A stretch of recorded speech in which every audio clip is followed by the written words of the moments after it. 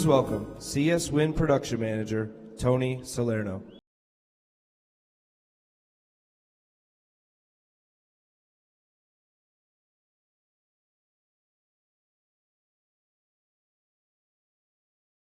Good afternoon.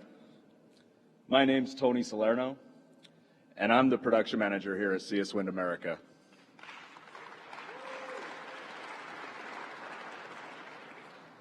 I come from a blue-collar family. My father, Jeff, recently retired from our local steel mill, and my mother, Chris, works as a local realtor for nearly 30 years. I met my wife, Tiffany, when we both worked at that steel mill, and we now have 3 amazing children, Luke, Jenny, and Taylor. Pueblo is my home. I started working at this factory back in 2013. Sadly, in 2021, the factory was struggling. We had recently been through a layoff, and our future was in question. When President Joe Biden signed the Inflation Reduction Act into law, this factory found new life. After being acquired by CS Wind, the factory began the process of expansion, and it has provided countless members of this community with good-paying jobs. Because of President Joe Biden, this factory and this community have hope again.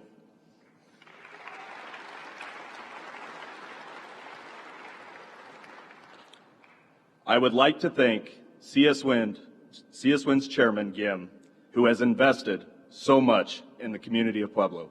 Thank you, Mr. Chairman.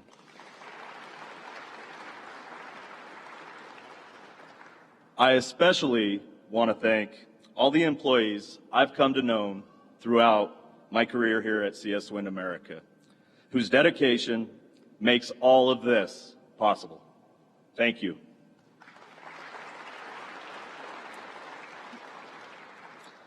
I would also like to thank the President for his diligence in getting this law passed that supports American manufacturing jobs and is helping so many in Pueblo realize their American dream.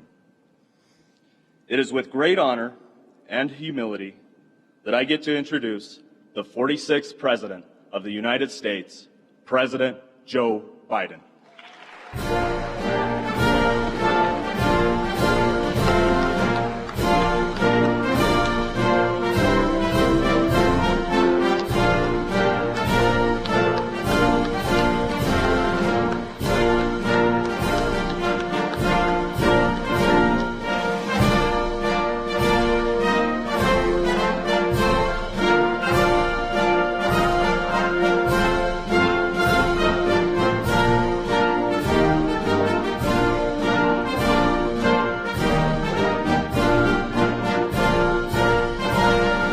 Thank you, Tony. Thank you for the introduction. Governor Jared Polis, where's Gov sitting? There you go. Gov, thank you. You're doing a hell of a job. You really are for Colorado, and thank you for your leadership. And Nick, Mayor, the mayor here. You know, I walked off. Stand up, Mr. Mayor, so they see you. I was on the plane. They came to meet me at the Air Force One. I'm on the plane. I'm on the phone talking with my national security team about the next tranche of prisoners being released.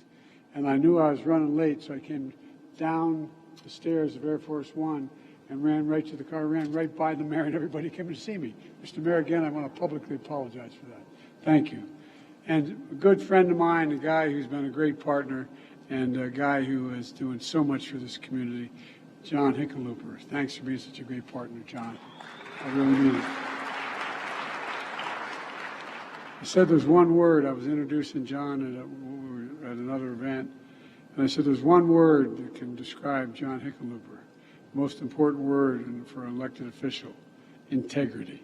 He's a man of absolute, total integrity. Thank you, John. And Chairman of CS Wind, Kim, where are you? There you go, man. Thank you. We've had more picture taken together lately that he's probably going to hurt his reputation back home. But I am friends with your leader, Mr. Moon. We're good guys. Thank you for all and I want to thank all the tribal leaders for joining. All the tribal leaders are here. If you're here, you stand. Can I see? I don't know where you are. Maybe I don't. I'm not here right now. And to celebrate this historic investment, building a clean energy future made in America is part of the progress we're making growing the economy from the middle out and the bottom up, not the top down. Because when the middle class does well, everyone does well. We're investing in America. We're investing in Americans, and it's working. Since I took office, my Investing in America agenda has led to manufacturing boom that's attracted over $600 billion. $600 billion in private investment from private companies in America and around the world, manufacturing and industries of the future. When I took office, we set a goal to produce 100% carbon-free electricity by 2035. And because of my commitment to clean energy future, Made in America clean energy companies started investing here in Colorado. Here in Colorado, CS Wind, a Korean company, makes towers and wind turbines. I know you all know it, but people seeing this on television may not be certain. They used to make all their wind towers abroad. Then they decided to make them here in America as well. And today, CS Wind factory in Colorado is the largest wind tower manufacturer in the entire world. With over 870 employees. It's simple. As I've said for a long time, when I think climate, and I mean this sincerely, I think jobs. Jobs. That's what climate's about. Not only saving lives and saving the environment, but jobs. But that's not the end of the story. I signed a historic law, the most significant investment combating existential threat of climate change ever anywhere in the world.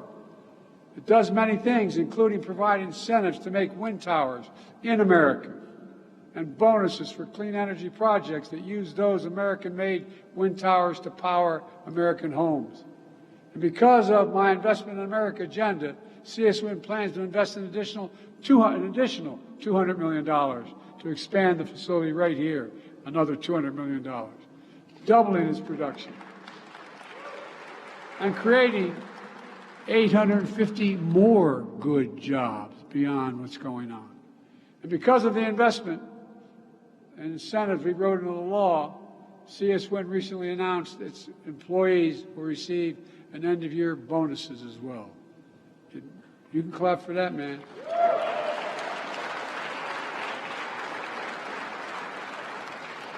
It matters. Like I said, when I hear climate, I think jobs. Here in Colorado, the wind turbine manufacturing Vistas is investing $40 million to expand its factory and hire an additional 1,000 employees. Solar manufacturer Meyer Burger is building a new solar cell factory just down the road in Colorado Springs. They'll create more than 350 new jobs themselves. And all across America, instead of exporting jobs, companies, both foreign and domestic, are creating jobs here in America and exporting American-made products. That's what we used to do 40 years ago. Through my bipartisan infrastructure law, we're also making the most substantial investment in American infrastructure since President Eisenhower built the interstate highway system. We're investing in roads, bridges, ports, airports, clean water, affordable high-speed internet. Already, we've announced over 40,000 projects. 4,500 communities across the nation are benefiting. And from the new Amtrak tunnel in Baltimore to the Brent Spence Bridge in Kentucky to right here in Colorado, $5.6 billion in 304 projects. We're investing $160 million in a 103-mile water pipeline known as the Arkansas Valley Conduit. It starts here in Pueblo and will bring water to 50,000 people across the southeastern Colorado.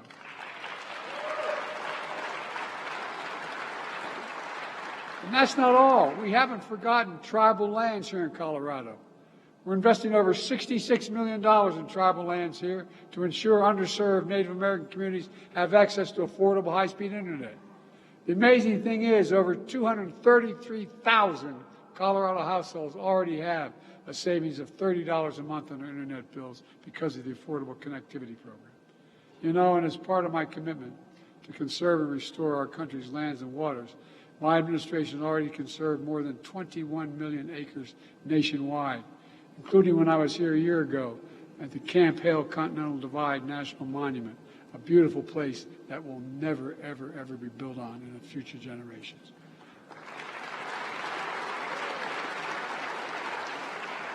We're also bringing the semiconductor manufacturing back home. We invented the computer chip. We invented the semiconductor. All those computer chips smaller than the tip of your finger that affect nearly everything in our lives, from cell phones to automobiles to refrigerators to advanced weapon systems. America invented these chips. But as time went on, we went from producing 40% of the world's chips down to just over 10%. That's why I designed and signed the Chips and Science Act.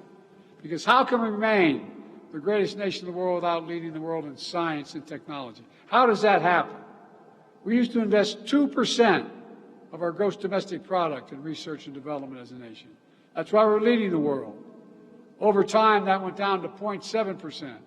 But we're changing that. Now, all over the country, semiconductor companies are investing literally hundreds of billions of dollars to bring chip production back home to America. In Colorado Springs, the company Microchip announced it would invest $880 million to expand their manufacturing capacity, creating 400 additional good-paying jobs in the semiconductor industry. And the fabs, that's what they call the factories they build in, these fabs, they pay an annual salary over $100,000 a year. And guess what? You don't need a college degree to get the job. Folks, things are changing. We're also focused on growing the rural economy. Let me put this in perspective for you.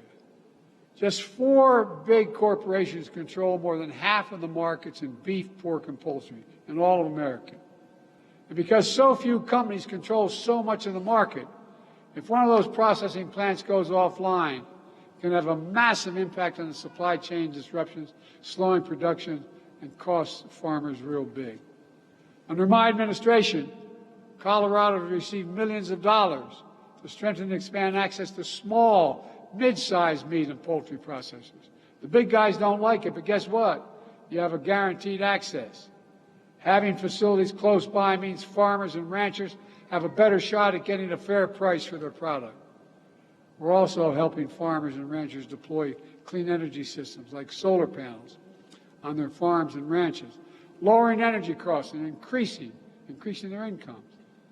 When farmers and ranchers do well, when the wealth they generate stays in Colorado, when their children can stay in Colorado, it builds a stronger rural economy.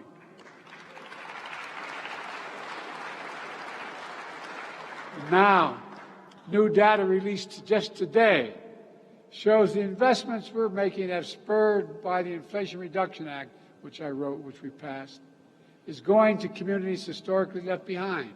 Since I signed the law, 99% of clean energy investments in Colorado are in counties with average incomes below average, below median household incomes. When I took office, I vowed I'd be president for all Americans, whether you live in a blue state or a red state, whether you live in rural or urban areas. And we're delivering on that promise. But folks, we haven't gotten a whole lot of help from some members of Congress on the other side of the aisle in the United States Congress. The historic investments we're celebrating today is in Congressman Burbage's district. She's one of the leaders of this extreme mega movement. She, along with every single Republican colleague, voted against the law that made these investments in jobs possible. And that's not hyperbole, that's a fact. And then she voted to repeal key parts of this law. And she called this law a massive failure. You all know you're part of a massive failure? Tell that to the 850 Coloradans who get new jobs in Pueblo and see us win thanks to this law. Tell that to the local economy that's going to benefit from these investments. Tell that to anyone who wants to listen. Tell, with thanks to Congressman, I think what she calls a massive failure a solar power company that's investing $400 million here in Colorado, creating for 56,000 homes, create 250 good-paying jobs. Lightsource BP is building a new solar farm just down the road from here to power an additional 53,000 homes. Across Colorado, Xcel Energy is investing $1.7 billion to improve the state's electric grid. And folks, none of that sounds like a massive failure to me. How about you? I mean, it's crazy. This is an incredible opportunity. I've gone around the plant today to those I got to talk to. You're changing America. You're changing America. It all sounds like a massive failure in thinking by the Congresswoman and her colleagues. The Congresswoman also voted against the CHIPS and Science Act. And when she voted against the bipartisan infrastructure law, she called it garbage, a scam. And as a matter of fact, the new Republican Speaker of the House, along with Republican Congressman Vern Buchanan, just visited Sarasota, Florida yesterday to tour the construction of a new terminal at that airport. It's going to create thousands of jobs over time. The project is funded with nearly $30 million from the bipartisan infrastructure law. And it's going to generate more than $30 million for Florida multiple times over. And guess what? Both the Speaker and the Congressman voted against the law and spoke against the law. But now they're down there taking credit for it being built. As my mother would say, God love him. As one of my friends back home would say, that's real chutzpah. That's real chutzpah. Meanwhile, my predecessor wants to get rid of the Affordable Care Act. Over 40 million Americans today get their health insurance through the Affordable Care Act. His plan is to throw them off that plan. That would mean the number of uninsured African Americans will go up by 20%. For Latinos, will go up by 15%. Folks, this is not your father's Republican Party. Like I said, I made a promise to be the president for every American, and I'm keeping my promise. And just this morning, we learned that our economy, just this new data out, our economy grew by over 5% in the last quarter. That's more growth.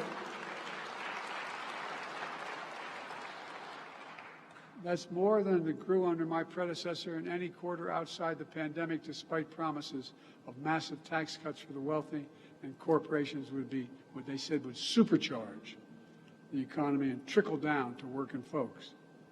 Not a whole lot trickled down on most kitchen tables I'm aware of. But when I took office, since then, the first 2 years, we created over 14 million brand new jobs, good paying jobs.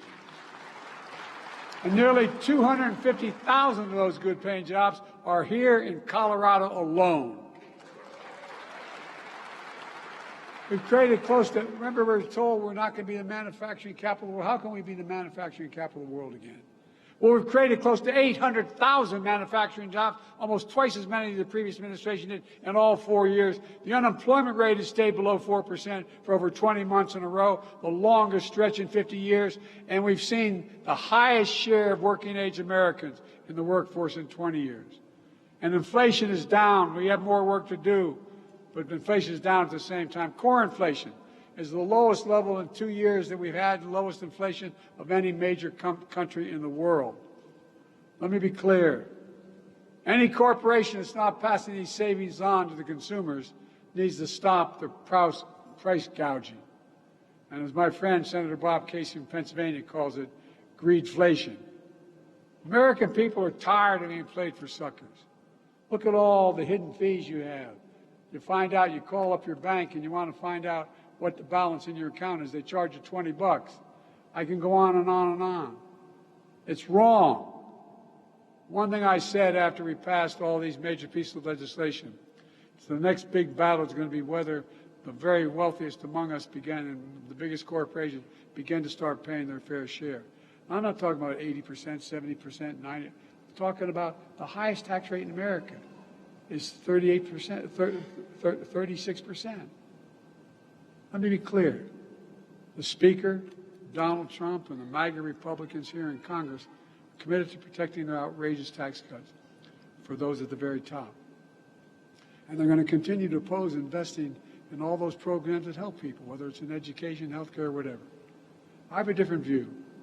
One of the ways that we paid for all those investments, and we paid for, and by the way, I cut the federal deficit of over $7 billion while doing all this.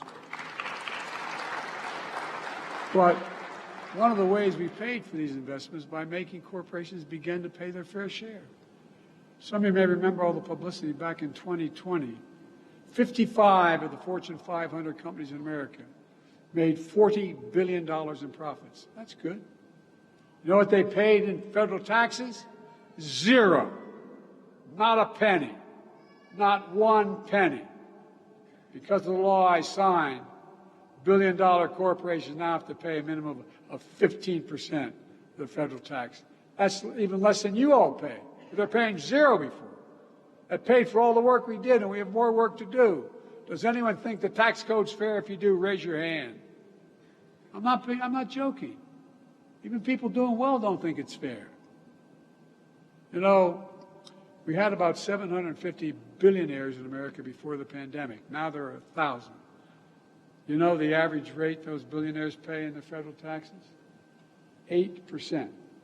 They make $1 billion, and they pay 8%. Raise your hand if you pay more than 8%. Every one of you do. I'm serious. Think about this. I mean, just think about it. That's less than a firefighter or a teacher or so many other people pay. That's why I'm proposing a billionaire minimum tax.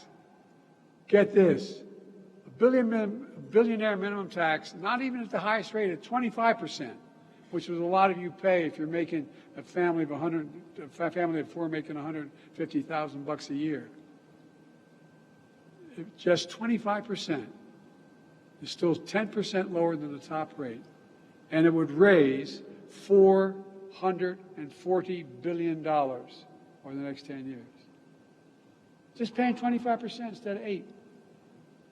Imagine what we could do if we just made these billionaires pay their taxes like everyone else. We could use it to strengthen the Social Security and Medicare system instead of cutting them, or like Congressman Trump and Bo want to do. We could use it to help millionaires and millions of families afford, instead of millionaires and millions of families afford a little help for senior care. How many of you have a mom or dad that they don't want to have to give up all the value in their home, sell it and go to a nursing home? But you know, if they just had someone there at dinner time to help them with the dinner, or just had them in the morning there, just a little bit, they could stay, save a lot of money, and be a hell of a lot happier. Or we could do, what would we do with child care? When we had that child care tax cut, what happened? We had the lowest poverty rate for children in the history of America. But what it does, it generates income. All those moms and single dads who are taking care of their kids, they're able to get a job, pay a tax, go to work, because someone can be with their child. Child care. This is not about helping poor folks. It's about smart economics. If we had another 5 million women working who can't work now, it generates economic income and growth in their communities. And all these ideas would be a hell of a lot better for growing the American economy than letting billionaires keep paying less taxes than any middle-class person or working person in America. Let me close with this. My plan is based on the belief that every American willing to work hard, and some don't want to work hard, but every American willing to work hard should be able to get a job, no matter where they live, in the heartland or in a small town, to raise kids in a good paycheck and keep their roots where they grew up. My dad, that's the God's truth, and I know I apologize to Hickenlooper and others who heard me say it 1,000 times. My dad used to say, and I said, no, I'm deadly earnest. He'd say, Joey, a job is about a lot more than a paycheck. It's about your dignity. It's about being treated with respect. It's about being able to look your kid in the eye and say, honey, it's going to be okay, and mean it. There are 250,000 more jobs in Colorado since I took office. That's 250,000 more people throughout this state, including in this district, who can look their kids in the eye and say, honey, it's going to be okay. That's what it's about. This is not any, they call it socialism. My plan is rooted in what we've always worked best for this country. Investing in America, investing in Americans. Because when we invest in our people, when we strengthen the middle class, we see stronger economic growth for all Americans. Not just the middle class, everybody grows, for real. Here's the deal. I've said this, and I've said this to Deng Xiaoping in the Himalayas, and I've said this to every world leader. It's never, never, never been a good bet to bet against the American people. Never, never, never. And I can honestly say, I mean this from the bottom of my heart, I can honestly say, I've never been more optimistic about America's future than I am today. We just have to remember who in God's name we are. We're the United States of America. There's nothing beyond our capacity when we work together. So let's continue to work together, and God bless you all, and may God protect our troops. We're moving, folks. We're moving, and no one's going to stop us. Thank you.